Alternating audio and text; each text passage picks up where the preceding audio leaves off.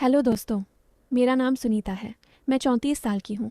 मेरी कमर इतनी नाजुक है कि एक हाथ से लपेट लो। जब साड़ी पहनती हूँ तो पल्लू भी मुश्किल से थमता है।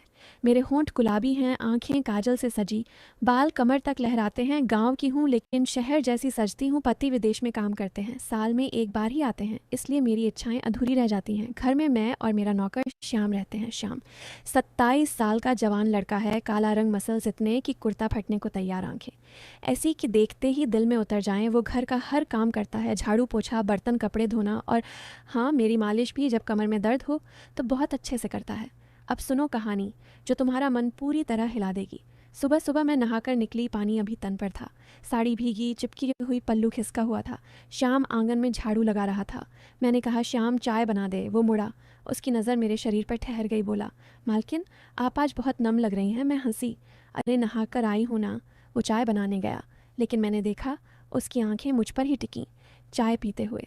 मैंने कहा, श्याम आज घर साफ करना है, अलमारी भी। वो बोला, जी मालकिन, मैं ऊपर चढ़ जाऊंगा। मैंने कहा, नहीं मैं चढ़ूंगी, तू नीचे से पकड़। अलमारी साफ करते हुए मैं ऊपर थी। वो मुझे ही देख रहा था। मैंने कहा, क्या ताक रहे हो? वो बोला, मालकिन आपकी अदा कमाल की है। मैंने हंसकर कहा, अच्छे से पकड़। गिर गई तो उसने हाथ बढ़ाया, मेरे पैर छू लिए। मैं सिहर गई लेकिन चुप रही। अलमारी से पुरानी साड़ियाँ निकल रही थीं। एक साड़ी गिर गई। मैं झुकी तो उसका हाथ मेरे कंधे पर आ गया। बोला, सॉरी मालकिन। मैंने कहा, कोई बात नहीं, लेकिन अंदर कुछ अलग सा हो रहा था। शाम को मैं लेटी थी, श्याम मालिश कर रहा था। तेल लगाते हुए बोला, मालकिन आपकी त्वचा बहुत मुलायम है। मैंने कहा, हाँ, रोज़ दूध से मलती हूँ। उसके हाथ मेरी टांगों पर थे। मैंने आंखें बंद की, लगा जैसे कुछ होने वाला है, लेकिन तभी पड़ोस की आवाज़ आई, सुनीता दूध ले लो। श्याम उठा। मैंने राहत की सांस ली। रात को मैं सोचती रही, क्या श्याम कुछ चाहता है, लेकिन वो तो सिर्फ नौकर है। अगले दिन मैंने नया ब्लाउज सिलवाया, टाइट वाला। श्याम ने देखा, बोला, मालकिन ये तो बहुत फिटिंग है। मैंने कहा, पसंद आया? वो शर्माया। हाँ बहुत। मैंने कहा, चल आज खाना साथ बनाते हैं। रसोई में हम पास थे। उसकी सांस मेरी गर्दन पर पड़ रही थी।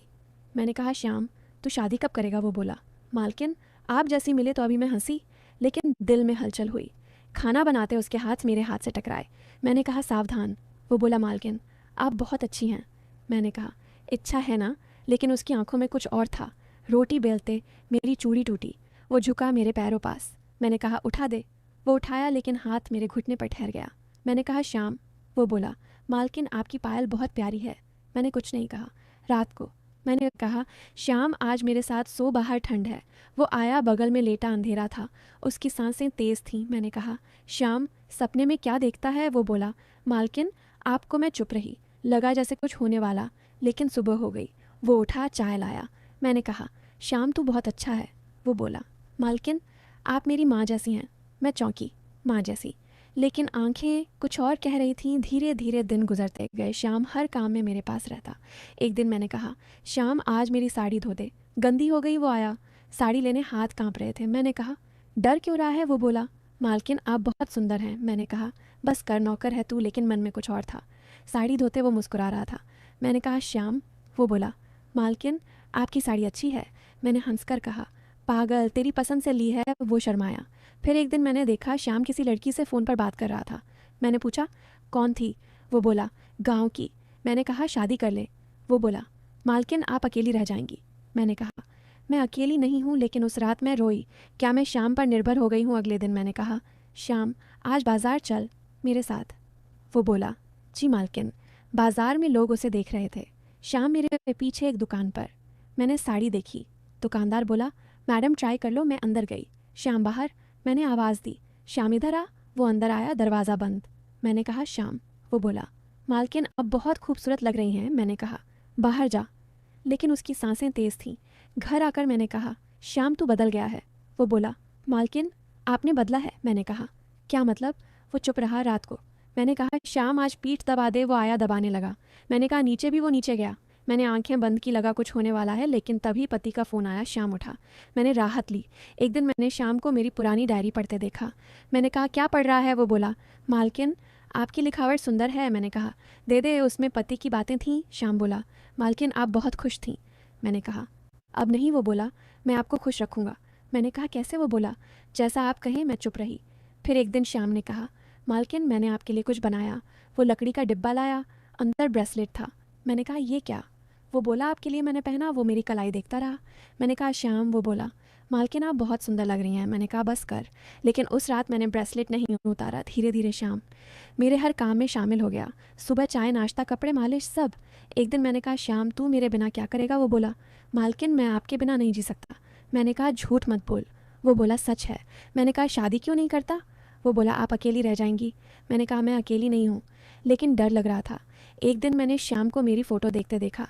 मैंने कहा क्या कर रहा है? वो बोला मालकिन आप बहुत सुंदर हैं। मैंने कहा दे दे वो फ़ोटो मेरी शादी की थी। मैंने कहा श्याम तू मेरे लिए क्या है? वो बोला मालकिन आप मेरी दुनिया हैं। मैंने कहा बस कर। लेकिन उस रात मैं सो नहीं पाई। फिर एक दिन श्याम ने कहा मालकिन मैं जा रहा हूँ। मैंने कहा कहाँ? वो बोला गांव, शादी पक्की हो गई। मैंने कहा जा। लेकिन अंदर कुछ टूट गया। वो सामान बांधने लगा। रात को मैंने ब्रेसलेट उतारा, लौट आने की सोची। तभी दरवाजे पर दस्तक हुई। मैंने खोला। बाहर मेरा पति विदेश से लौटा, सूटकेस हाथ में, मुस्कान। सुनीता सरप्राइज। उसने कहा। मैं हैरान। श्याम पीछे आया, बोला मालिक जी आप। पति ने हंसकर कहा श्याम तूने तो कमाल किया। मैंने ही तुझे भेजा था।